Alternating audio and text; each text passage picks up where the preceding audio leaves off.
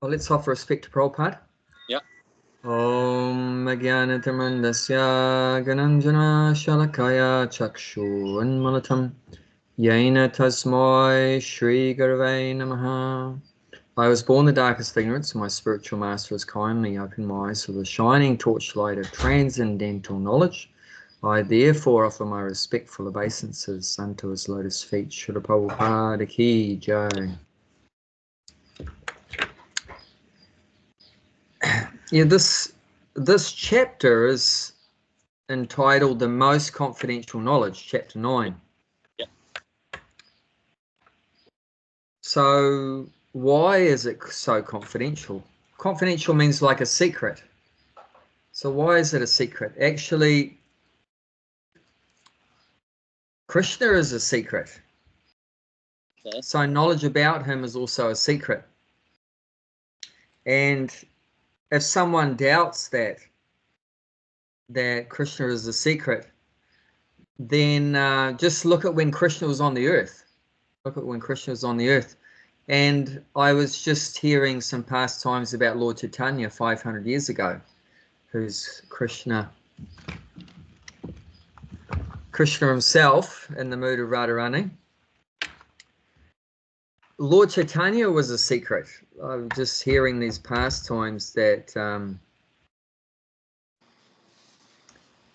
one of the pastimes was Lord Chaitanya defeated a great Pandit, Brahmin Pandit, named Keshava Kashmiri. So he was from Kashmir, northern India. Yeah. And he was such a great Pandit that he was defeating all the great scholars 500 years ago all over India. He was going from one place to another and just defeating them left, right, and center. And he was empowered by Mother Saraswati, who's the goddess of learning. He had pleased her by his worship and offering prayers and everything. And he had received a blessing from her in the form of some special mantras, that if he recited those mantras, he can like call her and she will like, enliven him with all transcendental knowledge sort of thing. Well, not transcendental knowledge, but yeah, all material knowledge. And he would just she'll basically sit on his tongue. Yeah, she'd basically sit on his tongue. And he would like recite these verses like the wind. Really? And somebody bless him, or no, Mother Saraswati blessed him. Yeah, so the goddess of learning herself, there's no one more. But Mother Saraswati choose him.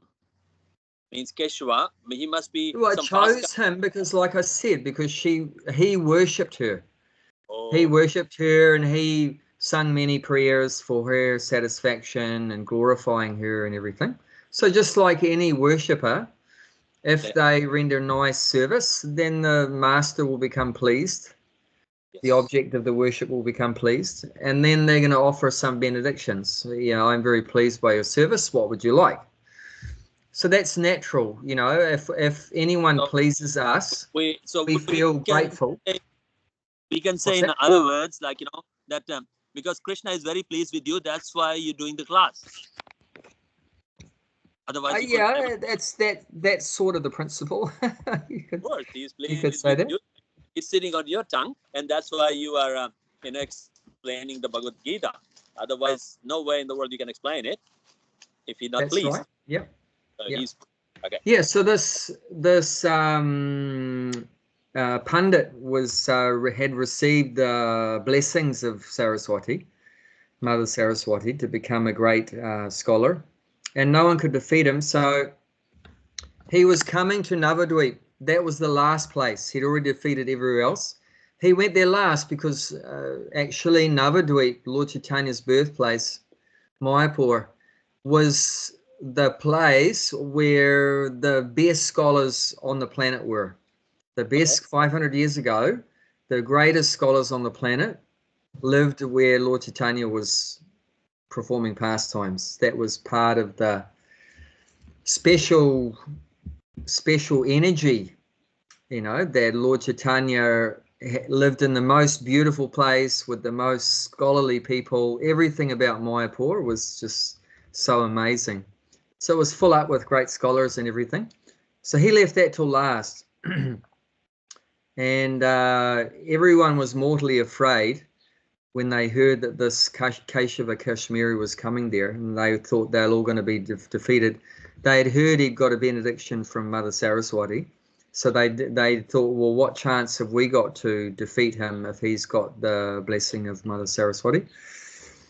So anyway, Lord Chaitanya heard about him, and he detected that from what he'd heard, that the guy was very proud. He traveled with like elephants and horses and palanquins and, you know, and fancy clothes, and people were glorifying him and everything like that. So he detected he was very proud, and he felt sad that this guy was proud of his knowledge, and he wanted to cut down his pride.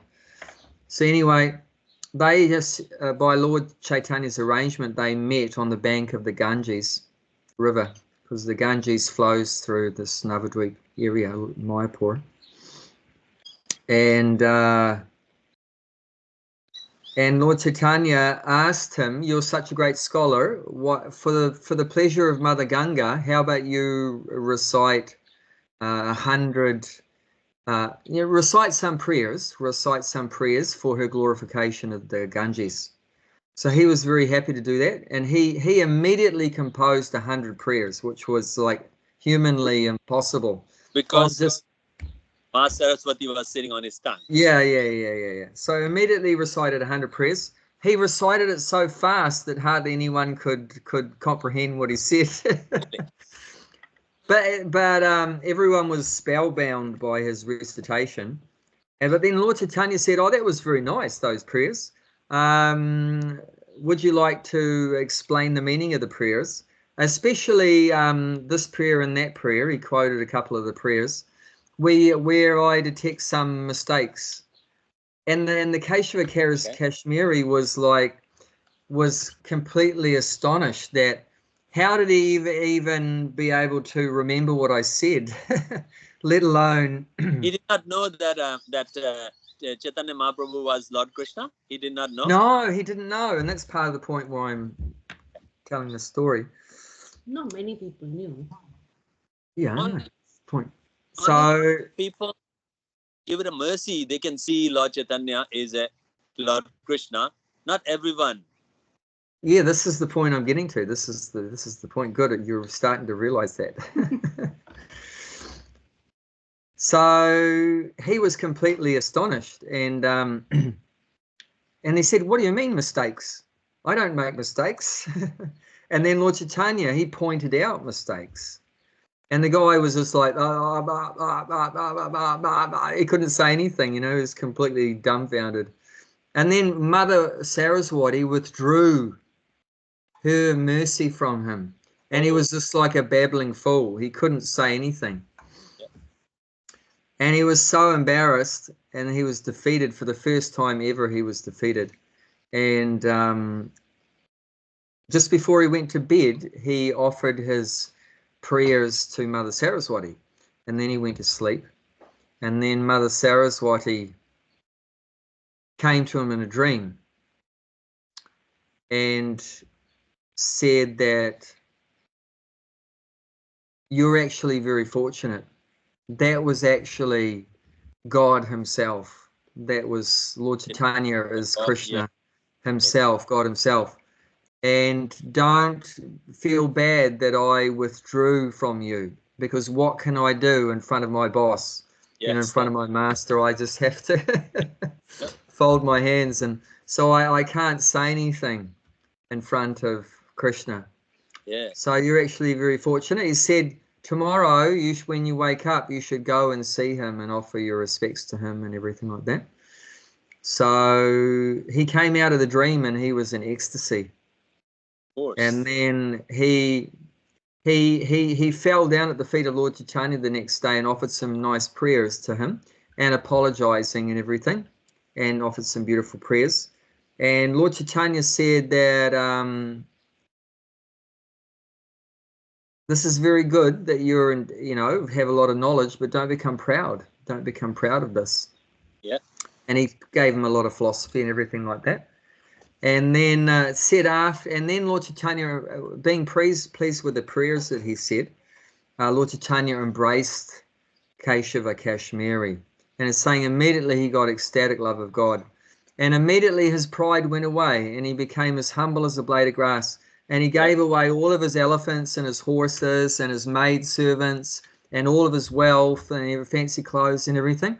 And then after that, he just wandered around just like a real humble sage sort of thing like that.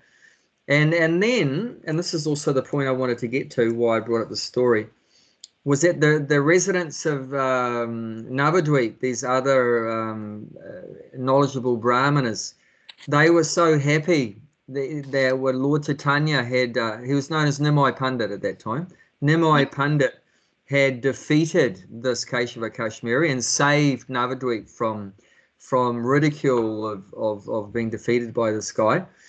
And they were very pleased with Nimai Pandit. They weren't thinking he's God, interestingly, although what he did was inconceivable, how he could so easily defeat the greatest scholar on the earth.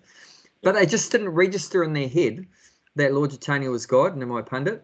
They said, oh, let us go now and award to him the title Bhattacharya, thinking they're going to give him a title. Or this, we will award him the greatest title. What is it? They quoted something, Money Busan or something, or I can't remember exactly. Some other title. So you'll be the luckiest person on the planet if you defeat by Krishna. Yeah. But the interesting thing is, even though these were very intelligent Brahmin pundits, they could not understand who Lord Chaitanya was, who Nimai Pandit was. They couldn't understand. Not everybody, only few people understand, those are surrounded, because Lord Chaitanya gives that mercy to understand him. Yes, I'm the Krishna. Everybody. Yes. Same as Mahabharata as well. Only the few of them understand, but these Duryodhana and all his, Shishupal and all, they did not understand he's the Supreme Personality of Godhead. The God gave the mercy who deserve it. He said, okay, he deserves it. I give him intelligence. He can understand that I'm the one. But those who are in ego, they don't understand at all. So this is the point I wanted to get to. You said it very well. So this is why it's the most confidential knowledge. Krishna himself is a secret, and his different incarnations, like Lord Chaitanya. He keeps himself hidden from people, like you said, with ego and that. If they Krishna is like a sun. You cannot open your eyes front of the sun, isn't it? Try to open the eyes front of the sun. You can't. The light is so heavy, you cannot open the eyes unless the Krishna will give you mercy. That's the only way you can open the eyes front of Krishna. Otherwise, no way you can see the sun with naked eyes. You're going to get blind. Same as Krishna. Krishna is the you cannot. But if he mercy of Krishna, I've seen that one dream about that Mahaprabhu was distributing the prasadam. And then I was sitting in the line. And then I've seen his bucket is getting lower in the sabji. And I said to the next door person to me, I said, by the time he come to us, he might be running out of prasadam. He said, oh, no, don't worry. He's got a lot of prasadam at home. I said, really? He said, yeah, sit, don't go anywhere. He's got like a endless prasadam at home. I said, okay, where does he live? Oh, he lives close by. I was in Puri, like in my dream. And I was just waiting that. And he doesn't come to me and I wake up. I mean, I'm still in the distance. So the Mahaprabhu said that you are in the queue. Wait, your time will come. Okay, I'll wait. Wow, fortunate. It is. And then I was asking, last week I came here that Ramaya Swami was here in Bhakti Tree. And I see that Ramaya Swami class in Melbourne 2 weeks ago. And I said, I seen you in Melbourne. He said, yeah. I said, there's the one girl that asking the question when you're in the Bhagavatam class. He said, yeah, I remember that. And I was asking that, getting a guru, your initiation, will it take more than one life? Or can you get in one life? He said, it depends. It can be in one life, can we take more than one life? I said, okay, thank you. I got the answer. I follow Prabhupada, that's fine. It's okay. Because, it's like you've been initiated, like you must be doing it, like getting a guru in your life it's very, very big thing. You must be doing for how many life you don't know. This life you got it actually, Guru. And I just started in this life. Next few life I'll get it. It's okay. Before that, I know the destination. I didn't know the path. Now I know the path. That's it. Doesn't matter how lifetime it'll take. So if you know the path, then that means you have a guru then. Yes, of course. The Prabhupada is, the Jagat Guru, like a whole there. But the path I know, this path I'll get it. Yeah, because you see there's two kinds of gurus, as you know, Diksha Guru, initiating, and Shiksha Guru, instructing. So you can have many Shiksha Gurus. Of course, for everyone, doesn't matter who our Diksha Guru is. Yeah. Prabhupada is the main Shiksha Guru. He's giving the instructions for everyone. And of course, there's many others, like ourselves, we try to give some, guidance, whatever we can. So, and others. So there's many Shiksha Gurus we have. And that's the main thing, is the instructions. Even the Diksha Guru, what's the main important thing with the relationship with the Diksha Guru is getting instructions from him. It's just it's from you're getting instructions coming down through Parampara, but the Shiksha Guru is giving the same instructions coming down through Parampara. And of course, the main instructions. What's that?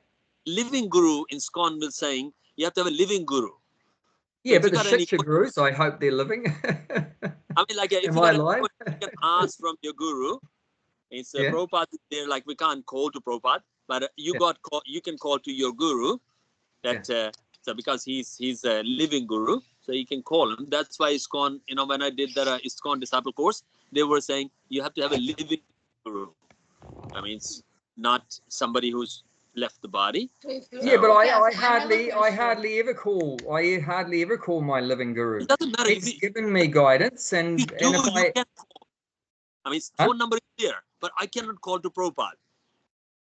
So yes, that's it. I mean, yes, you can. Of course. Yeah, in there, of course I can. This is the one, Prabhupada. Like Prabhupada said, Prabhupada said that I never feel separation from my Guru for one moment. This is well after he passed away in 1936, I think it was, and Prabhupada's telling this in the 70s. So that's like 35 years after his Guru passed away. Prabhupada said, I never for a moment feel my Guru is not with me, because I always feel he's with me, guiding me when I follow his instructions. He says, when I follow his instructions, I always feel my Guru is with me and guiding me and everything. Even he said to his disciples. In my two other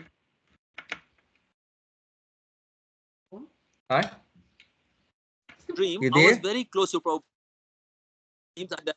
Yeah, I had a dream about Prabhupada, but I cannot get closer there because of Kalia Prabhu.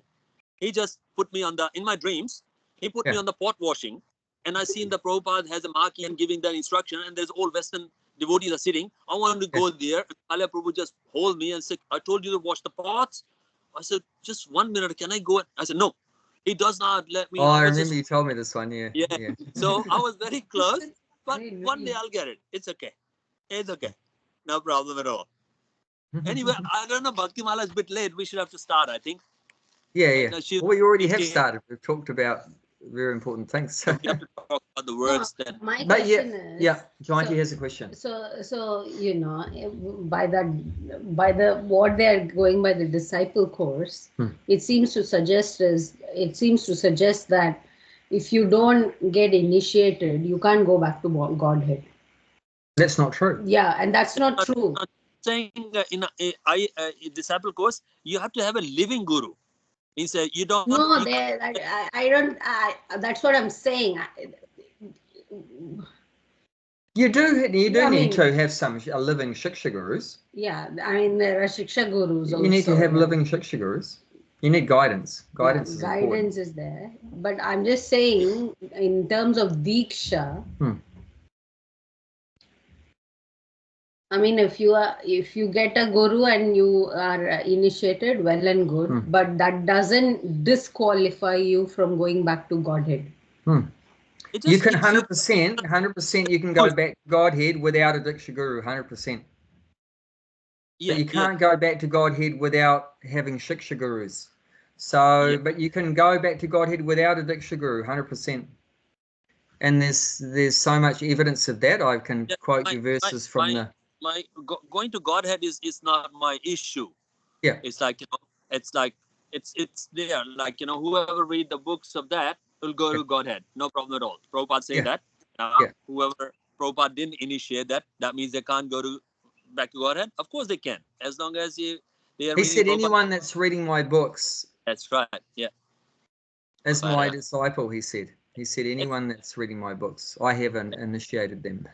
So what is your? So the question then becomes, what is your driving force? I mean, you want to be just initiated, or you want to go back to Godhead? No. It's like I just want that connect to the parampara. When he chanted a one beats of neck, that 16 on one of them round, he do and give it to my hand. That means it's like every hair of my body will stand, and then after that, when if I die, who cares? Whatever there, because you got it and I didn't. So the things, when you don't get it, you are thirsty, no matter what. Like, you can tell him thousands of things there, but still, if Radha Maharaj give me one round done and give it to my hand, that will be the last day of my planet. It'll be happiest, or you can see whatever they're peaceful, or anything you can say. That's really, I mean, everybody has got something in their life. So that's my. Anyway, it's good to be thirsty for Krishna. It's good. In the Krishna, but yeah, like I was saying about the only way you can understand the Lord is if he reveals himself by his mercy to you. You can't understand the Lord just by your senses. And many, and in Krishna's pastimes, there's so many pastimes like that. Hardly anyone realized that Krishna is the Supreme Personality of Godhead. Only as few intimate devotees like the Pandavas realized that he was God. So yeah, it's confidential, and that's why this is called the most confidential knowledge. That if Krishna is pleased with us, then he reveals this knowledge to us of himself. Otherwise, it's kept a secret. Yeah, Brett says that you're not going to get initiated, because if you don't get initiated, your like a burning desire will keep burning. If you get initiated, that desire might be down. So you'll keep burning that. So God wants you to be not to initiate it, so that burning will be a keep going. It's not going to go down.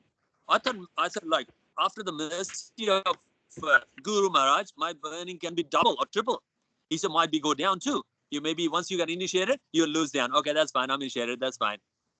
But your hunger is still there, because Krishna wants you to be hungry all the way to the end of the life. Anyway, that's Brett's opinion. It's okay. All right, let's start it. Okay. When you're ready, can you get me a glass of water? No rush. Okay, reading from Bhagavad Gita, chapter 9. Entitled The Most Confidential Knowledge, text number 9. So this is a verse that Prabhupada quoted many times. It's quite an important verse. Nachamam tani karmani. Nachamam tani karmani. Nabadanante dhananjaya. Nabadanante dhananjaya. Udasina vadasinam. Udasinam vadasinam. Asaktam teshu karmasu. Asaktam teshu karmasu. Oh Dhananjaya, all this work cannot bind me. I am ever detached from all these material activities, seated as through natural. So we've been hearing that in these last few verses, how Krishna creates everything, he controls everything. So that's been very clear, that everything's in him, but he's not in everything. And that he creates everything, he destroys everything, he maintains everything, he controls everything. Thank you. And this verse is saying that although he does all these activities, creating, maintaining, destroying, controlling everything, he's not bound by it. Hey, Bhakti Mala, Hare Krishna. You are 10 late. You have to make a 10 laddu for me. Yeah, each minute 1 laddu is a punishment. You offer to Krishna and then. Sorry, I'm late. No, that's okay. We just talked about some other things. So we've actually just started the verse, which is chapter 9, text 9. So we just recited the verse, and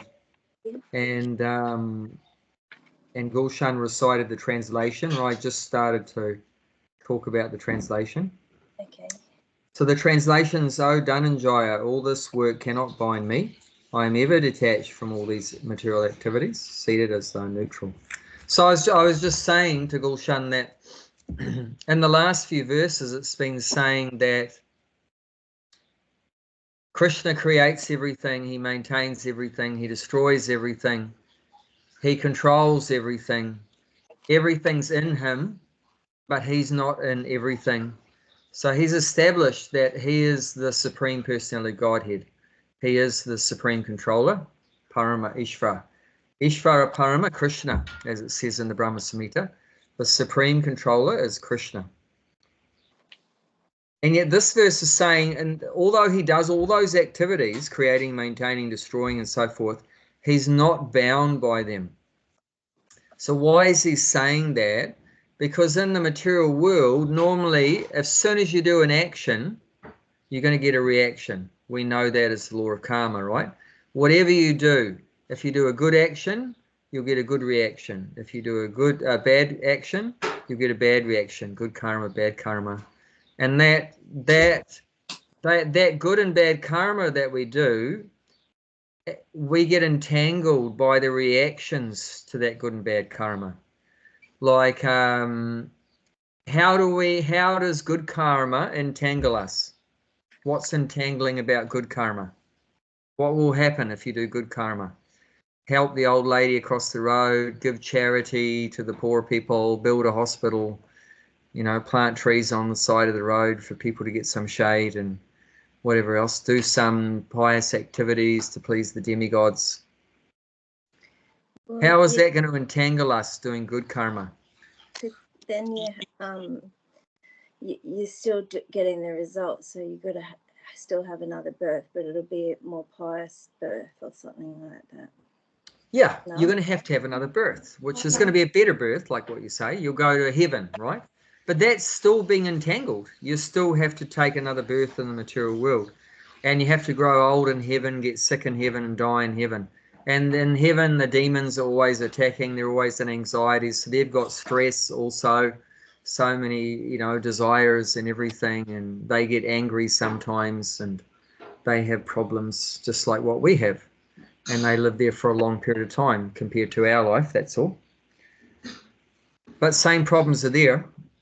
So that's entangling, even good karma. What to speak of bad karma? So how is bad karma entangling? So then the result will be we go to some hellish planet, Narakaloka, and then we'll take birth in the lower species of life after that, and we'll have to work our way up back to human again. So that may be many, many births, and in the body of plants, body of fish and birds and animals and like that, and they all go through birth, old age, disease, and death in all the species. So yeah, it's entangling. Whatever you do, good or bad, is entangling in the material world. So, but here Krishna's saying that even though he's working, but he's not entangled. So how's that possible? How's that possible that his activities don't have a reaction? He's natural. He's neutral. Neutral, yeah, neutral. Yeah. Neutral. That's right. That's why normally he's detached. Normally, whatever good things you do or bad things you do is because you have a personal desire. You have some personal motivation. It means you want to get something out of it. So it's based on some material desire you have. That's why you're doing it. You know, why do you go and work in an office or a factory? Because you have some desire. Your desire for, you want the money that you get from it, and then you desire that when you get that money, you'll go to the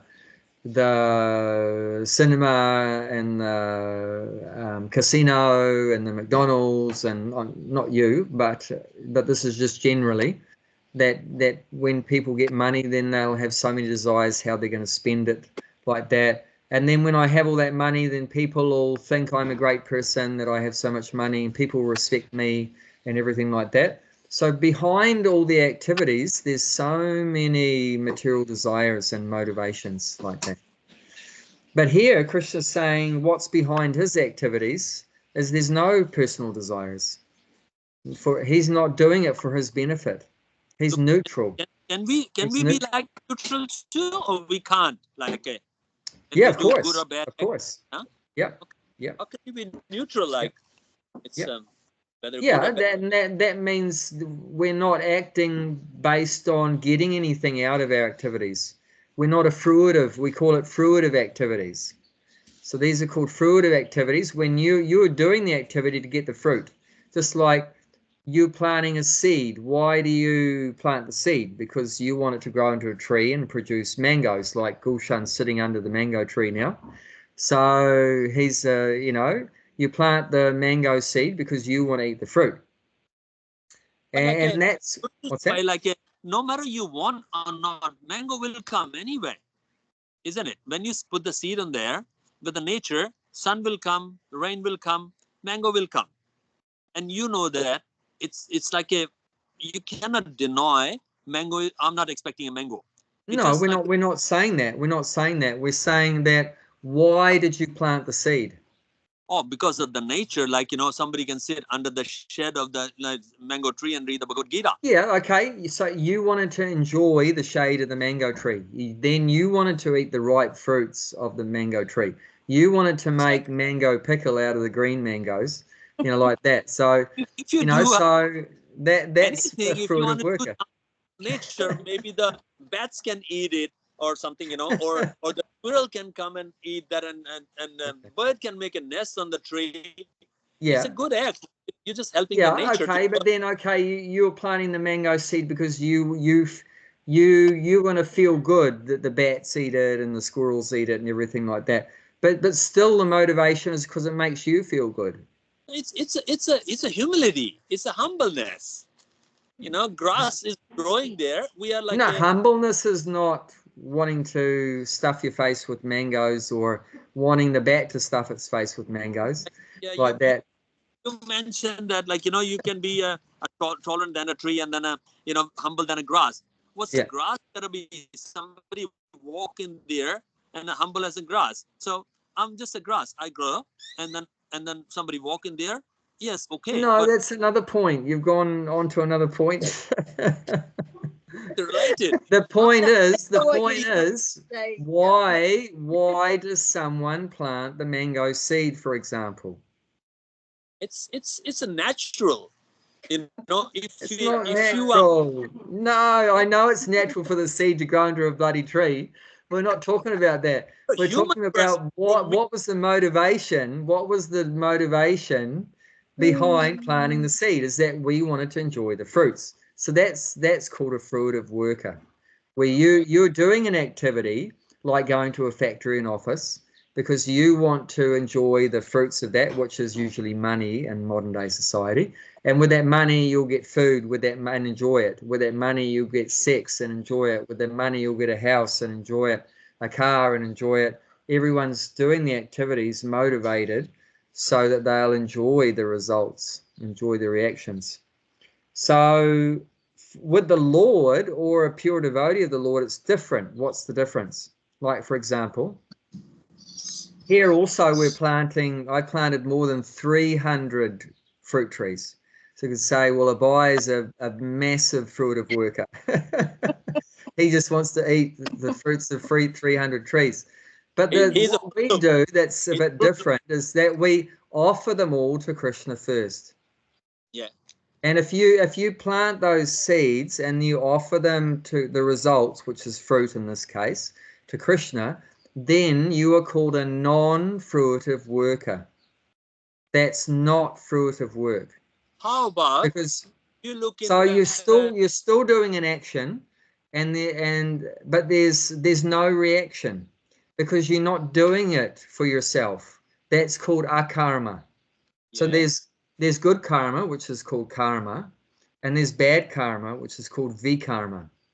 So there's karma, vikarma, and akarma. Akarma means non-reactive work. You're still working. It doesn't mean you're not working, but it means there's no reaction to your work. How is it possible that you can do an action? What's that? You're working for Krishna. Okay, if you look at that way, like so it's like a squirrel coming or bats coming, they are the Krishna as well. So you're working for Krishna. So if you put the mango tree and they can enjoy the mango, it's like a Krishna puts you on the planet to put the seed in there, so squirrel and bats can come and enjoy it. You're just part of the food chain. That's all. You're not expecting anything. You're doing the act for Krishna. Well, no, I mean, if you're doing it for the bats and the squirrels to eat it, that's not a karma. That's still reactive. It has to be. You have to engage that mango tree in Krishna's service. You know, like when they do a puja, they'll pick the leaves. They'll pick the mango leaves and hang them above the doorway and put them around the yagya, around the coconut. They'll put the mango leaves there, and it's very auspicious. And Krishna's fire sacrifices, and then the fruits, the green ones, can be used in chutneys and the right ones. So that, but it has to be offered to Krishna, not just offered to the bats and the squirrels. It's not going to save you. Everyone in me and me in everyone, and I'm not invisible from you. So bats and squirrels, and you can see everyone Krishna in there, and then let them eat. No, that's not good enough. No, that's not good enough. You can't just think Krishna's in the bat and I'll let the bats eat everything, and Krishna's in the bat, so that way it's being offered to Krishna through the bat. No, you can't offer it to Krishna through the bat. Sorry. It doesn't work like that. Yeah, because Krishna says, and we read that. I read that, and let's go back. It's like that example that you always give of watering the root. So even if you plant the seed to offer it to Krishna, and then as a result the bats and the whatever are going to eat it, then that's like you're watering the root, and then everything else gets taken care of, like all the other animals like Gulshan's talking about. Yeah, they'll all get the benefit if the food is offered to Krishna. They'll all get some benefit, and then after it's offered, if you want to give some of that prasadam mango to the bats, that's fine, but it has to go to Krishna. Bat is just taking without my permission. I can't even take it to the Krishna. They go night time and help themselves. Yeah, but if you do it for Krishna and then Krishna doesn't end up getting anything out of it, then that was a bit of waste of time, really. I reckon, but I think we offer to Krishna, the Mahasevak, he is a very great devotee, and he offered to Krishna as well. The bat is still coming. Yeah. And it's okay. It's okay, natural. So let's look at 9 chapter text 4. So we've just read this a little while ago. Some more water, please. By me, in my unmanifested form, the entire universe is pervaded. All beings are in me, but I am not in them. Yeah, so Krishna's saying he's not in the bat, he's not in the squirrel, like that. So the squirrel and the bat are within Krishna, we're within Krishna, but Krishna's not within everything. So you can't just think, I'll just give it to whoever, and that's as good as offering it to Krishna. It doesn't work like that. There was a saying previously, it was quite popular in India, Daridra Narayan. So Daridra means poor person, and Narayan means God. So poor God, basically. So what's that?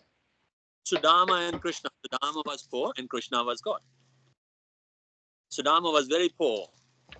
Yeah, he was one poor devotee, but this is not a poor devotee. This is just talking about there was a political slogan.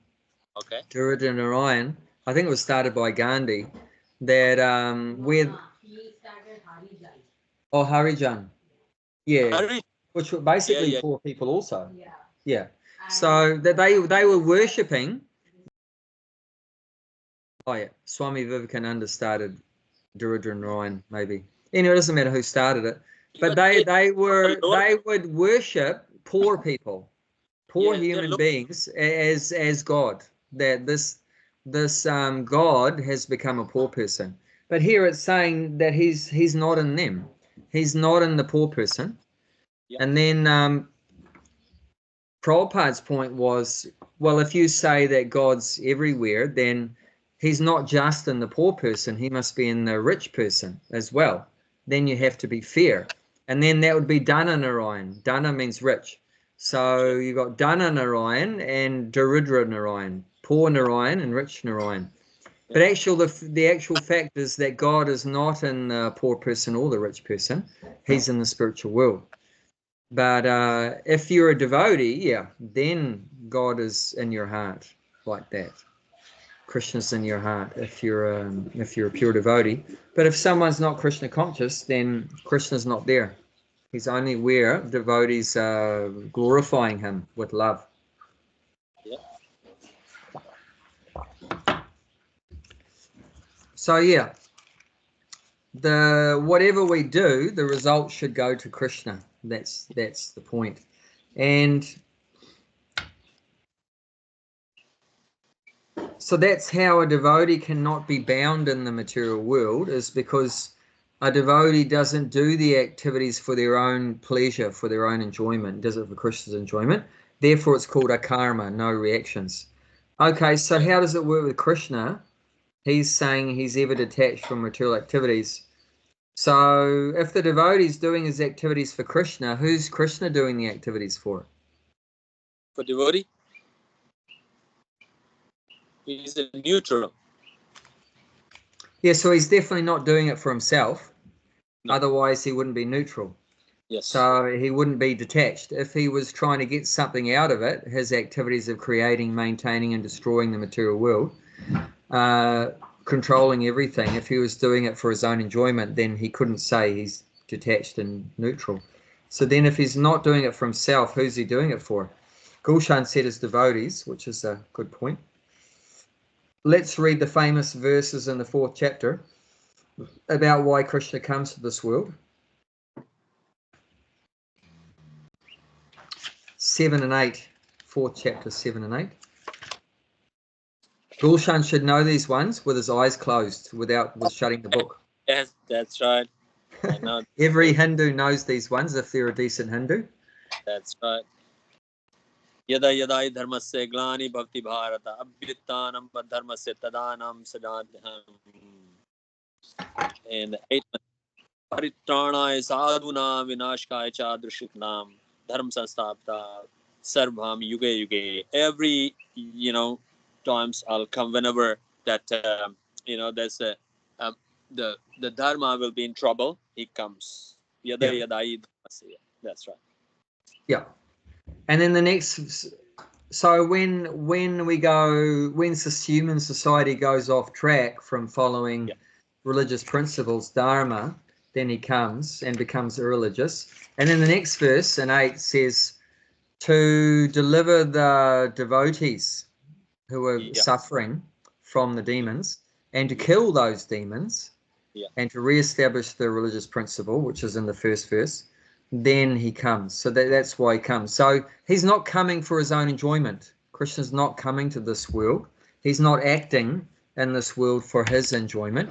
He's acting out of his love for us. He's acting out of his love for all of his parts and parcels, trying to rescue us from our suffering in this material world. So God has so much love for us. And the devotees also, they act out of love for God. They act out of love for God.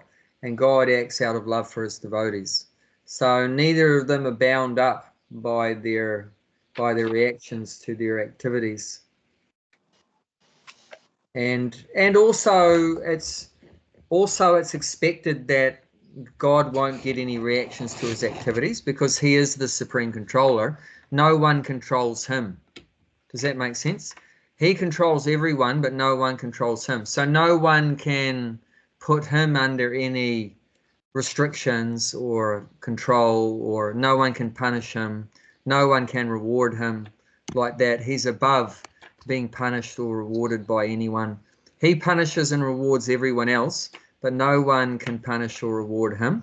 He's the supreme controller. So that's another point too, why he doesn't get entangled in the material world, because he is in control of the Maya.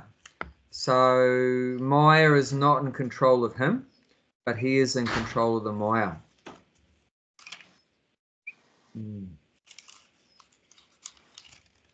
He is in control of the Maya.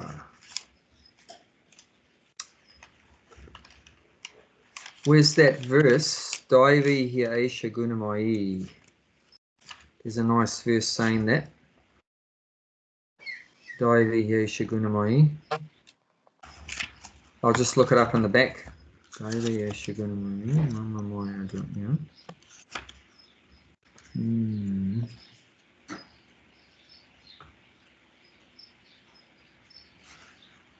He doesn't come all the time. Sometimes he come send his representative, like a does he come all the time, or sometimes? Oh yeah. Okay. Yeah, we can look at that. We can look, but let's go to 7:14. 7th chapter, text 14.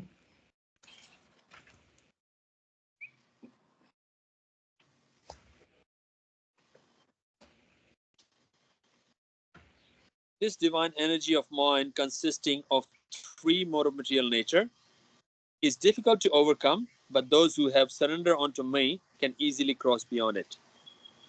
Yeah, so this Maya, this illusory energy, is an energy of Krishna's. So it's his energy, means he's controlling it, and as he's saying himself, it's very difficult to get out of it. But if you surrender to Krishna, you can easily get out of it. But 100% Krishna is not going to be controlled by Maya, because it's his energy. You can't be controlled by your own energy. But we can be controlled by Maya, because it's Krishna's powerful energy. But he can't be controlled by it like that. So sometimes is that the Krishna send that like the great sages like Prabhupada to spread the word out, because Krishna thinks that Western world need to be awakening, and then that is Guru Maharaj. So it's like sometimes Krishna send like people like Prabhupada or Bhaktisna Saraswati Thakur and all that to, like, he doesn't come directly in full form, but he sent his representative to spread the word out. Yeah, there's different kinds of incarnations called avatars. So when Krishna comes, he's in the category of Leela avatar. So he'll perform different Leelas, pastimes. Like Krishna lifted the Govardhan hill and did the Rasa Leela and stole butter and yogurt, feeding the monkeys, Makanchor, so many Leelas. Lord Ram came, did so many Leelas. So yeah, God comes and performs different pastimes. That's Leela avatar. But he also comes in the form of not God himself, but as a chosen devotee of God, called Shaktiya Vaishya avatar. So Shaktiya Vaishya means they've got Shakti, the energy of Krishna. They've got Krishna's Shakti, Krishna's energy, Shaktiya Vaishya avatar. And they come to this world to teach us how to come back to Krishna consciousness. Mahaprabhu as Shakti avatar? Mahaprabhu? No. He's actually, Lord Chaitanya fits in the category of. Just thinking, is he?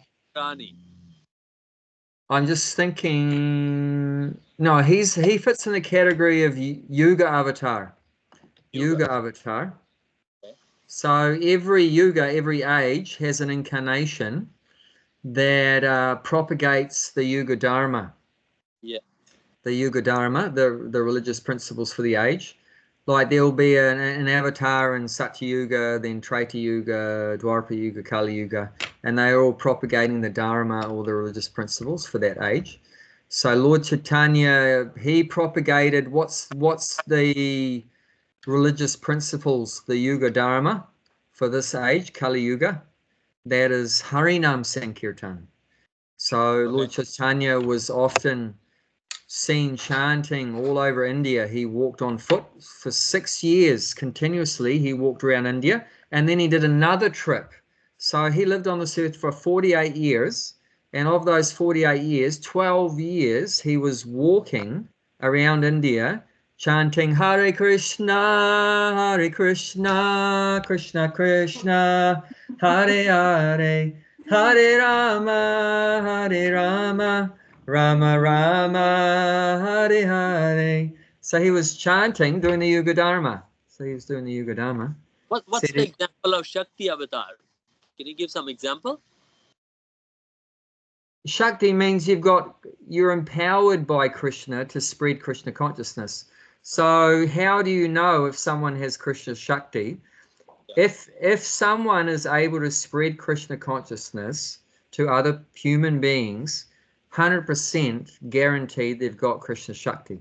You know, like Prabhupada spread Krishna consciousness around the whole world, the whole planet. So 100% we can tell he's got Krishna Shakti. Jesus Christ spread God consciousness around the whole planet. Even after 2,000 years, guaranteed he's got Krishna Shakti like that. So anyone that can spread God consciousness, guaranteed he's got Krishna Shakti. You can't spread love for Krishna, love for God amongst people if you don't have a connection with God, you know, because like we said, God doesn't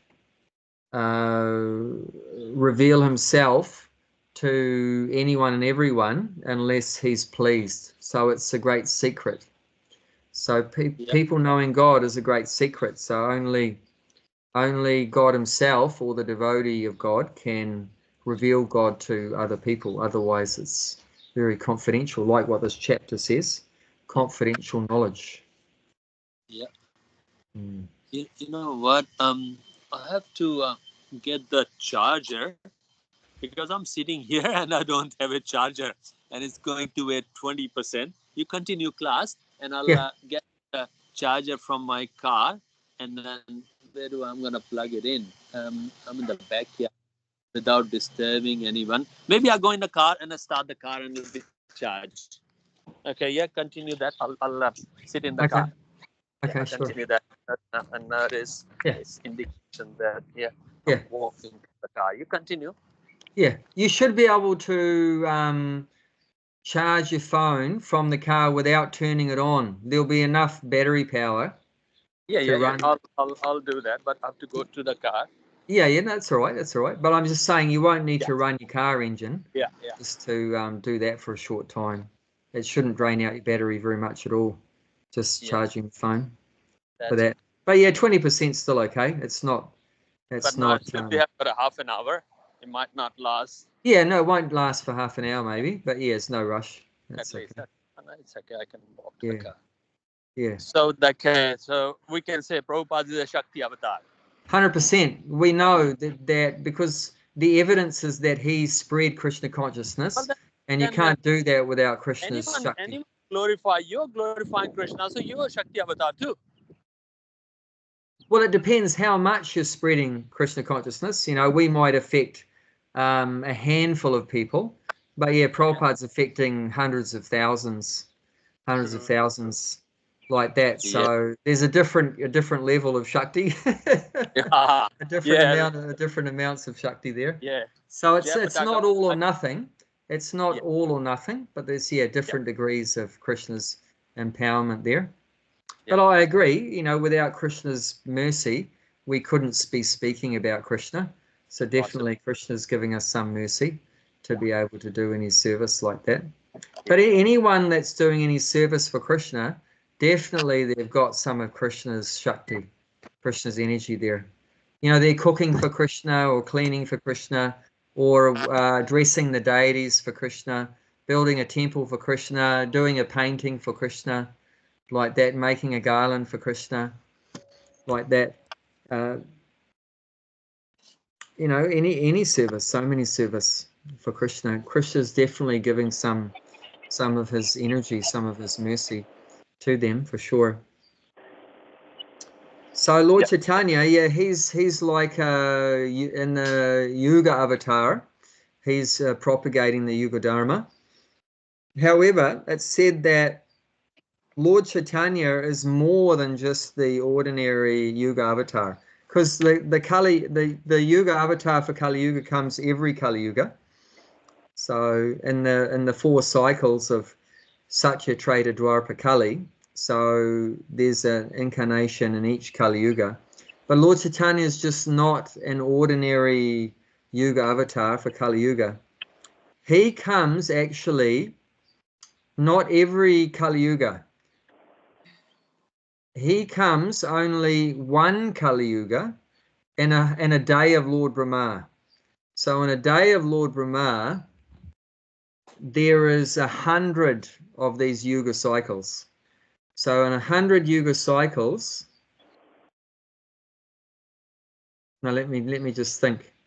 No, not 100. No. There is 1,000. Yeah, there's 1,000. Yeah, not 100. Yeah, there's 1,000. Yeah, in a kalpa. So on a day of Lord Brahma, there's 1,000 of these cycles. 1,000 of these cycles of Kali Yuga, Dwapara, Treta, and Satya. So Lord Chaitanya only comes in one of them. So we're super lucky.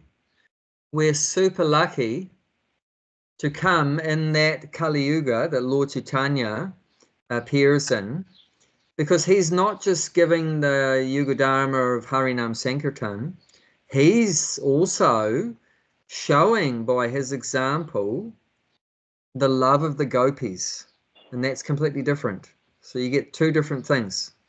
Teaching how to chant Hare Krishna Maha Mantra, and he did that by his example because he was always chanting Hare Krishna.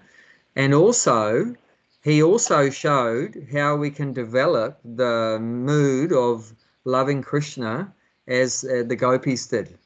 The spontaneous love, it's called the Gopi Bhav. So Lord Chaitanya was also teaching that Gopi Bhav. So that only gets taught once in a day of Lord Brahma, which is 1,000 of those Yuga cycles. So that's very rare. So Lord Chaitanya has come to show us something very rare, that Gopi Bhav, of the love of the gopis for Krishna, unconditional, spontaneous love, prepared to do anything to please Krishna, and didn't care about their own enjoyment at all. Just so selfless love. It's fully surrendered. So Lord Chaitanya showed that. And even Krishna, who came in the Dwapara Yuga, he doesn't come in every Dwapara Yuga either. He comes in only, same as Lord Chaitanya, once in a day of Lord Brahma. Once in those 1,000 cycles. It's, Jayanti was saying the 28th cycle. Yeah, I can't remember exactly. But yeah, it's only in one, and we happen to have taken birth in the one cycle in the day of Lord Brahma that Lord Chaitanya and Krishna take birth in. So we're so fortunate.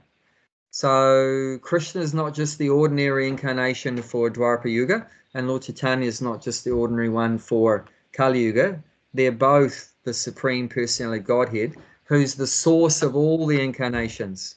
So all these different incarnations, the source of all of them is Krishna. So that Krishna himself came only once in a day of Lord Brahma, and he came again 500 years ago as Lord Chaitanya. So that Krishna only comes once in a day of Lord Brahma. So it's a very rare incarnation, and he's called Avatari. So the source of all the incarnations is called the Avatari. So Avatari. Whereas normally it's called Avatara. Avatara means incarnation, and there's thousands and thousands of those. But the source of all those thousands of incarnations is called Avatari. Yeah, so Krishna, who came in this last Dwapara Yuga, and Lord Chaitanya, that's the Avatari. So we're very fortunate. We've got the main man came here. He was standing on this earth just 500 years ago, just over 500 years ago. You can still roll around in the dust in Mayapur and Vrindavan still roll around the dust. It's called Charana Renu. So Lord Chaitanya's and Krishna's Charana Renu, dust from their lotus feet, is still there. Said the dust is still settling from Lord Chaitanya's dancing party, from the Panchatattva's dancing party. The dust is still settling. Gulshan is sometimes manifest, sometimes unmanifest. No. Actually, the car is too hot and the phone became too hot and went to the emergency call only. Because inside the car was quite hot. So I drive down, I'm sitting under the tree now. And then at the same time. Oh, gosh. So Krishna is testing me, but I'm not going to give up with the class. Go on. Wow, full on. Sorry to hear that. It's all Krishna's mercy. Yeah. All Krishna's leela. Whenever he wants. Sweating is good for the health. It removes the toxins. Yes. Toxins, yeah. It's very humid here at the moment. It's like 60% humidity in Newcastle. Oh, that's nothing. It's 80% humidity here. But it's only like 28 degrees. But it's humidity leads to. It's in my car, inside the car is like at 30-something degrees. So. And then when the phone is too hot, it's just like off by itself. It's okay. Come here. No, we bet you here today. We had 30 degrees. We bet the Aussies. Got 30 degrees. We bet the Aussies. We had 30 degrees. You're in a flannelette shirt. I know I have to because the sun is so bad for the skin, very penetrating. In the winter I wear shorts, and in the summer I wear longs because the sun is just so heavy. And we have man-eating sandflies also. Oh, they're bad. The sandflies will carry you away. Eating you alive. I know. You know what my slogan is? Is Mataji is around or not? Mataji is here? Yeah, she can hear.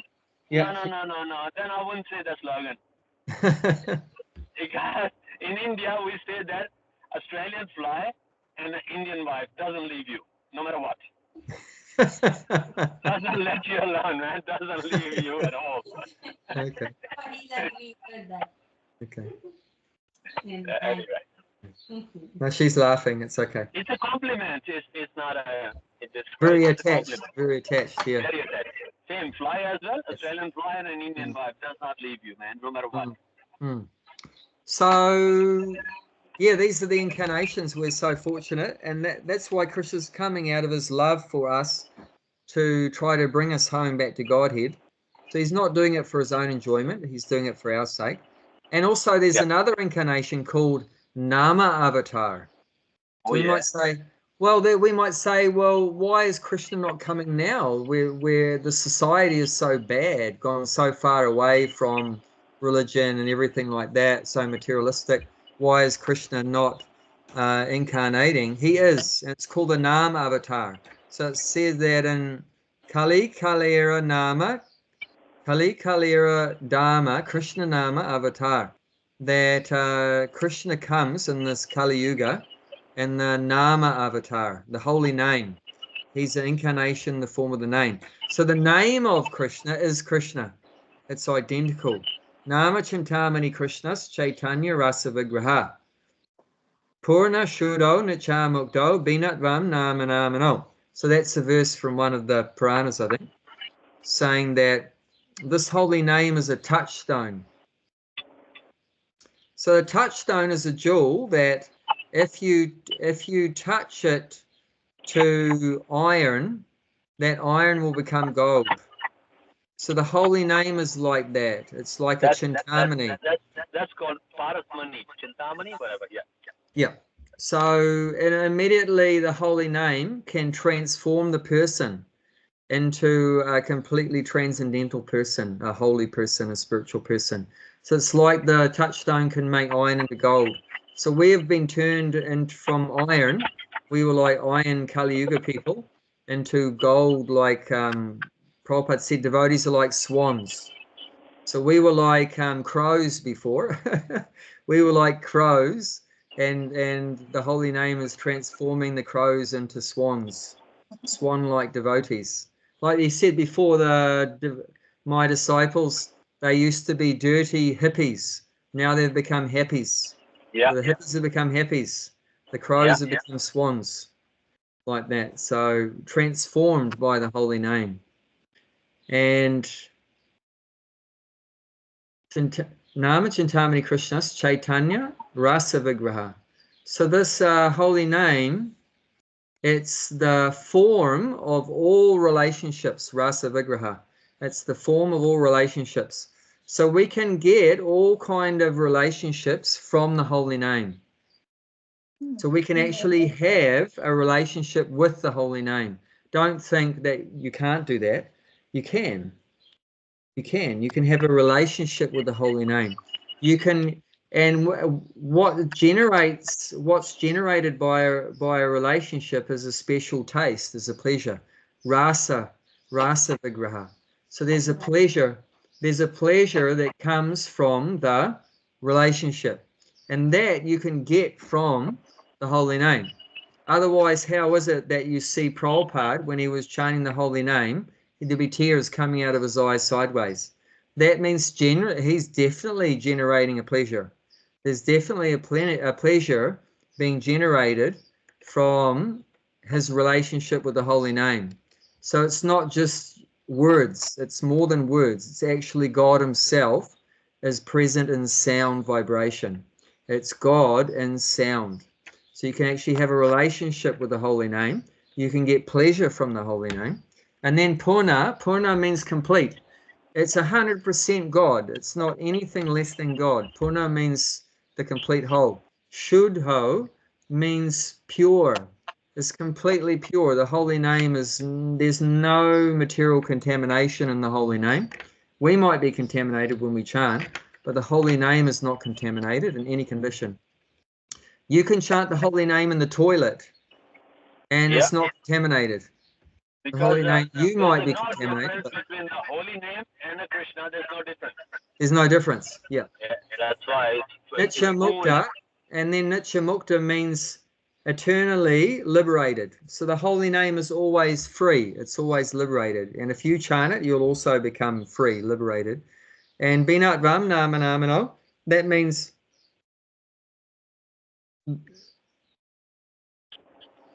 the name Krishna and the person who has the name Krishna is the same. There's no difference between the name of the object and the object. Does that make sense? Like Prabhupada said, in the spiritual world, if you said water in the spiritual world, you could taste the water. So that means there's no difference between the name water and the object water. There's no difference. So in the same way, the person Krishna and the name Krishna, there's no difference. It's absolute. So there's no difference in the benefit you're going to get from being with the person Krishna to being with the name Krishna. That's what they're saying, that Krishna came and liberated a few people, but his name liberated millions. Yes, yes. So Krishna's name is so powerful. Like liberate millions, but he did for few, Kansa and all that, and Putna and all. But his name liberates thousands. Yeah, that's a good point. And Krishna's name is always here.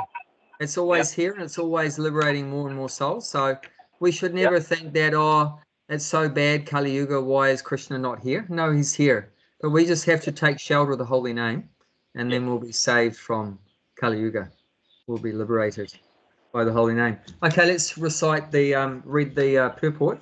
Bhakti Mala, you want to read some of the purport to 9.9?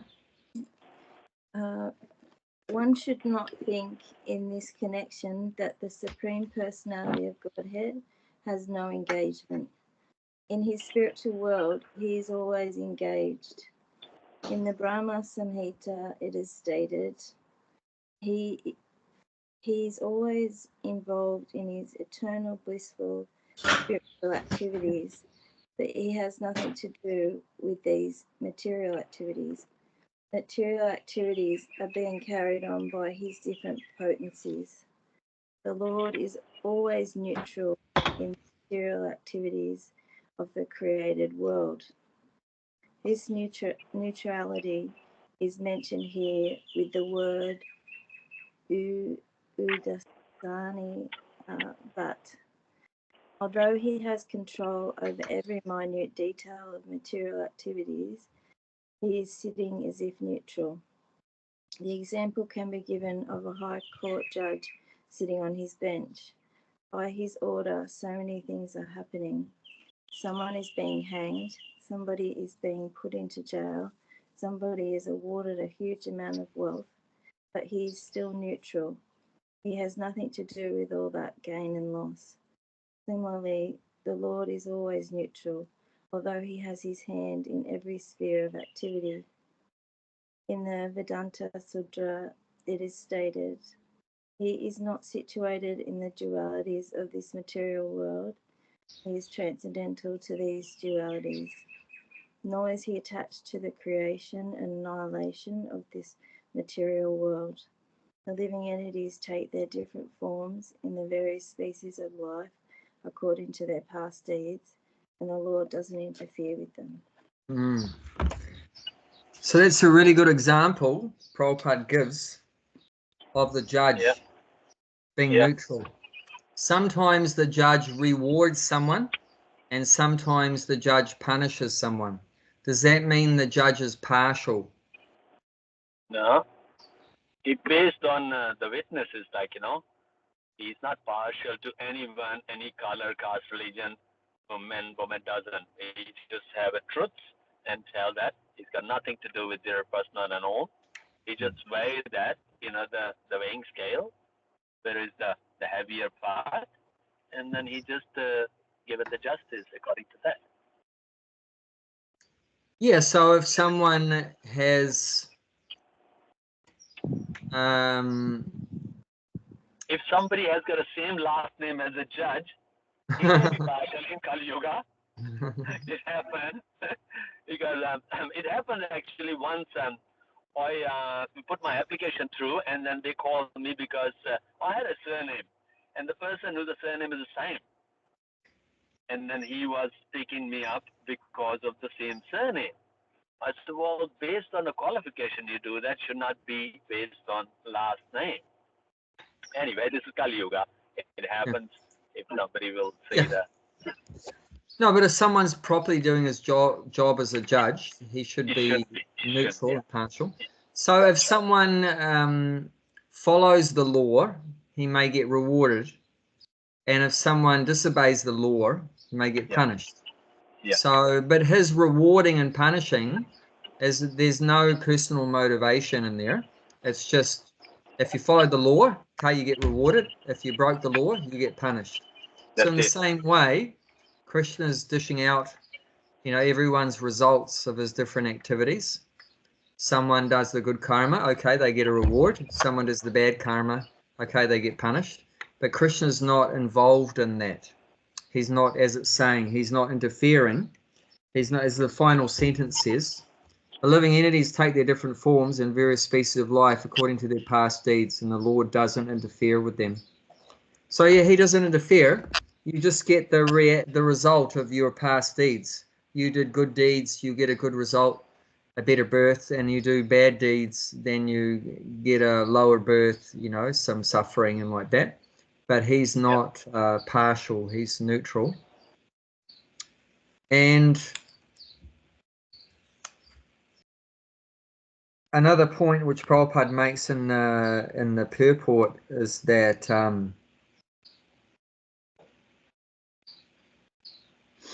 one shouldn't think that Krishna's not doing anything, because it's saying here he's ever detached from all these activities, seated as though neutral.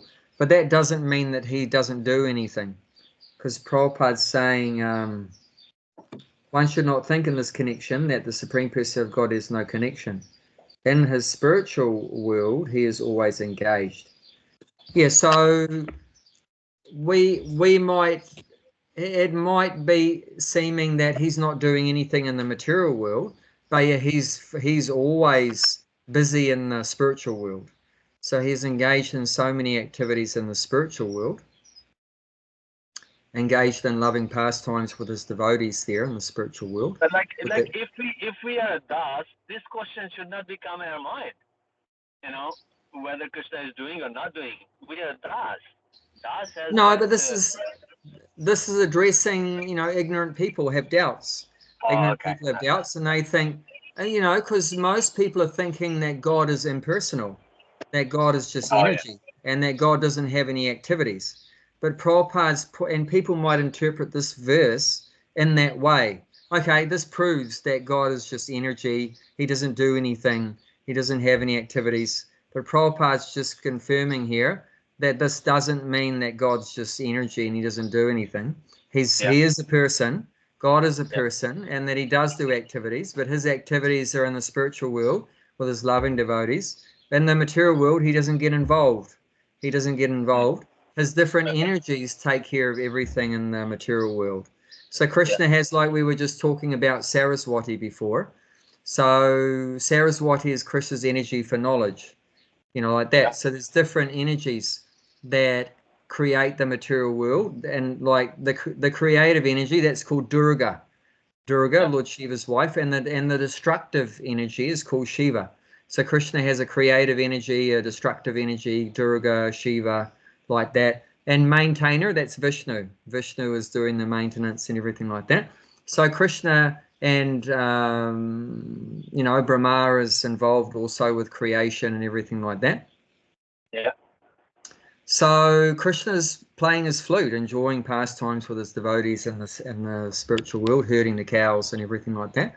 But he doesn't get so much involved. Of course, like we said, one day in every Lord Brahma, he does come down to this material world and do activities. But that's exceptional. That's not very often that he comes here. And then everyone can see, his activities. When he comes, 5,000 years ago, he was here for 125 years, and he was, fully engaged in activities. But like we said, those activities, they are not for his own pleasure.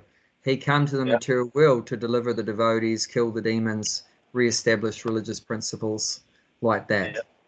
But it's just saying that one shouldn't think that God has no form and he has no activities. He does. Because the Mayavadis, the impersonalists, they're always saying like that. God has no form, he has no activities, he doesn't do anything, like that. They turn God into a very boring subject, like that. But God is not a boring subject. He's very ecstatic and, full of loving relationships. Ask from Gopi who's Krishna. They will tell you, man. Ask the gopis what's Krishna. They will tell you what's Krishna, rather than it's anyone there, because the gopi is the one who was in the ecstasy love with the Krishna. They know what the Krishna is, the love. Yeah. So this is important to show that God has all these wonderful activities, beautiful activities. And then we become attracted to that. Otherwise, if God is presented as just some impersonal energy that doesn't do anything, then who's going to get excited about going to that kind of God? That's so boring and like nothing there. So this is the real story, that God is such engaged in loving pastimes with his eternal devotees in the spiritual world, and when he comes to the material world to rescue us, like that. But he doesn't get entangled in all these material activities. He's not interested in trying to make some profit. He's not trying to compete with Bill Gates or anything, or build big skyscrapers, or sex, drugs, rock and roll, eat, drink and be merry. He's not into all the materialistic things that the materialistic people are in. From all those things, he's very neutral. He's very detached from all these kind of activities.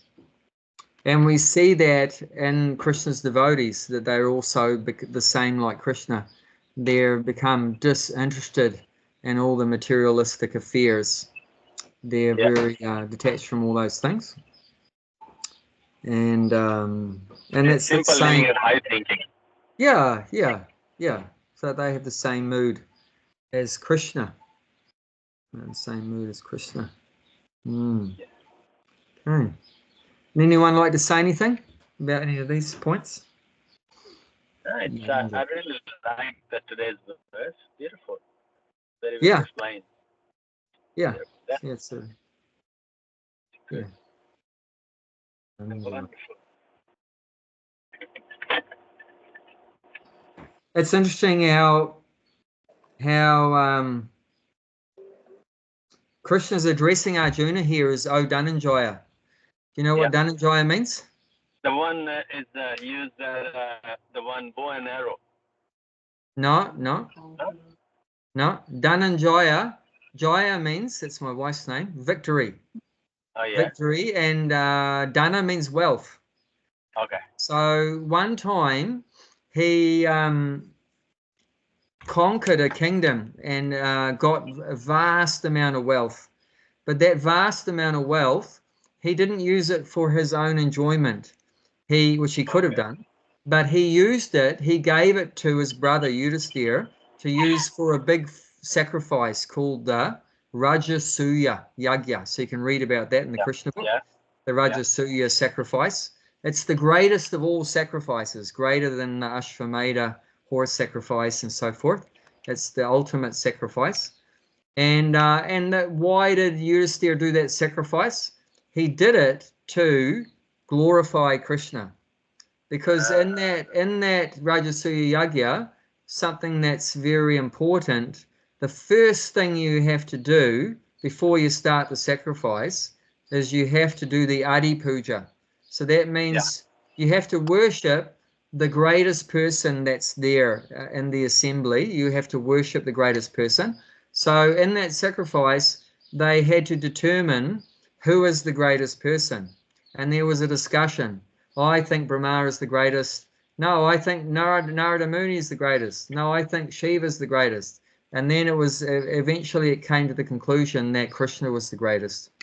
And that was the whole purpose that Yudhisthira had, was to show everyone that Krishna is the greatest person. So in this case, Arjuna got all that money, but was it for himself? No, it was for Krishna's pleasure. So that's the same principle. The same principle that God has, the devotee also has. They don't do any activities for their own sake, for their own enjoyment. They do it for Krishna's enjoyment. So just like Arjuna got that money for Krishna's pleasure, then Krishna also is acting in the material world for helping us, for saving us from suffering, because he loves us, like that. So selfless service. That's bhakti. That's bhakti. So the bhakta, the devotee, loves Bhagavan, God. And Bhagavan, who does he love? His devotee. Yeah, the bhakta. So the bhakta loves Bhagavan, and Bhagavan loves the bhakta. So that's the relationship there. So but no one is. Bhakta is a very high position. Bhakta, Yes. I don't think so. I can ever become a bhakta. I'm born as a das and die as a das. 1,000 and thousands of my life, I would not reach to bhakta. That's for sure. That's good. That's good. Yeah, we should be the servant of a devotee, the bhakta of a bhakta. Yeah. Bhakta. Yeah. That's right. There's one verse where Krishna says to Devasa Muni that not only is my devotee dear to me, but the devotee of my devotee is very dear to me. That's right. Bhaktayar Bhakta Janapriya. Bhaktayar Bhakta Janapriya. Not only is my devotee dear to me, but the devotee of my devotee is very dear to me. This is very nice. Krishna's love for his devotees. Okay. Bhakti Mala, you want to say anything? No, I just wanted to get your email if I could. You got an email?